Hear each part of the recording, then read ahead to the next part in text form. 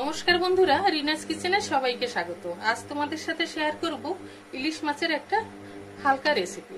সেজন্য এখানে ইলিশ মাছটা আমি ধুয়ে নিয়েছি।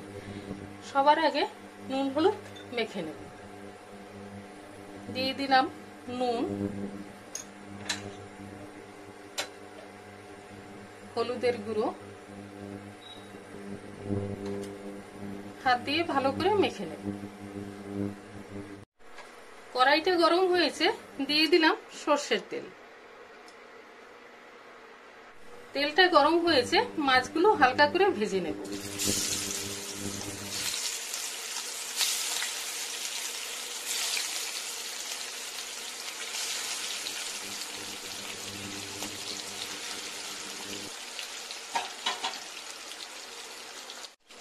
একটা দিক হালকা ভাজা হয়েছে, এবারে উল্টে দেব।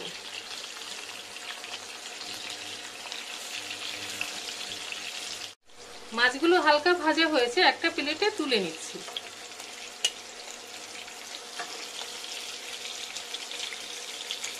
মাছ ভাজার তেলেই দিয়ে দিলাম হাফ টি-স্পুন কালো জিরে। কয়েক সেকেন্ড ভেজে নেব।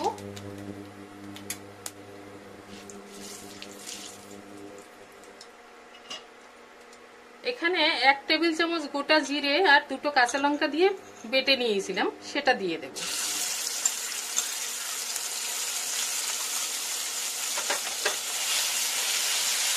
কয়েক সেকেন্ড কষিয়ে নেব। মশলাটা কয়েক সেকেন্ড কষিয়ে নিয়েছি, দিয়ে দিলাম হাফ চা চামচ হলুদের গুঁড়ো, দিয়ে দিলাম স্বাদ মতো নুন।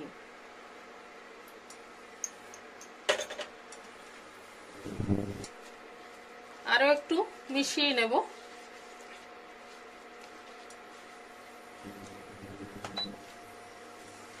মশলাটা মেশানো হয়ে গেছে, এবারে দিয়ে দেব ঝোলের জন্য জল। যে যতটা ঝোল খাবে সেই হিসেবে জলটা দেবে। আমি একটু পাতলা ঝোল করব, তাই একটু জলের পরিমাণটা বেশি দিয়েছি। ঝোলটা ফুটে উঠেছে, এবার ভেজে রাখা মাছগুলো দিয়ে দেব।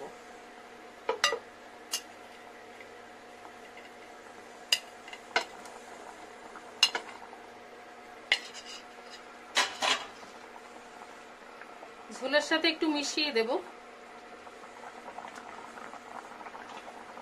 আর এখানে আমি বেশ কিছু কাঁচা লঙ্কা নিয়েছি, এগুলোতে একদম ঝাল নেই, মাঝখান থেকে একটু ছুরি দিয়ে কেটে দিয়েছি।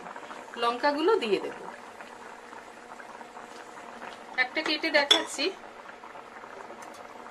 ছুরিটা দিয়ে এভাবে চিড়ে দিলেই হয়ে যাবে। নেড়ে মিশিয়ে দেব।